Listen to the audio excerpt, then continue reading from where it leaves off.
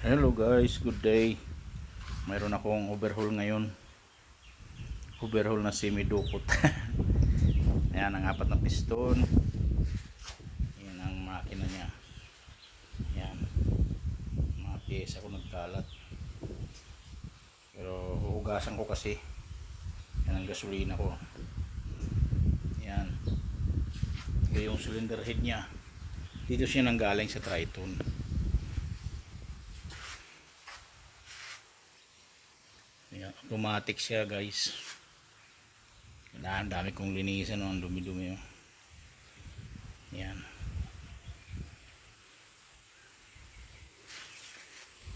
Triton 4x4. Ito yung cylinder niya, tinakpan ko na. Nalinis ko na yan. Pero lilinisin ko pa rin uli pag nag-assemble na ako. Tago ko lang muna dyan. Dami pa siyang pyesa dito. Battery. Yan.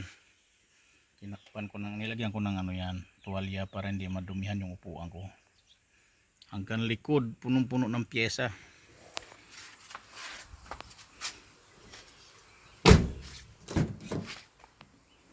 Yan, yung pyesa niya. Ito pa.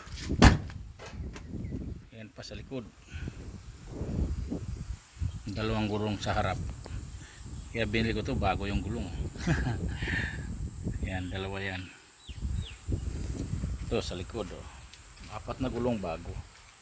Kaya sabi ko, pag na-overhaul ko to, kasi ayaw mandar eh. Pag na-overhaul ko at napatakbo, hindi na ako gagastos masyado. Yun yung isa kong Triton, nakarehistro na yan. Yan. Dati in-overhaul ko rin makina niyan. Ngayon ang ganda na, ganda na manakbo. Kaya dalawa yung Triton ko pag nabuo ko to. Na lang eh, malaking trabaho pa to. Pero hinay-hinay lang. Ako lang mag-isa, walang helper. Yan. Tulos ko kalat sa sahig, meron pa doon, pero yun yung van ko nga pala. Punong-puno din yung tools yan, nga lang kalat din sa loob.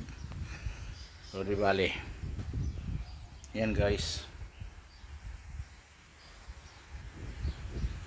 Pag nalinis ko na yan, mag-assemble ako, bibili muna ako ng mga pyesa. Tapos yun, tuloy-tuloy na. Alright guys, thank you.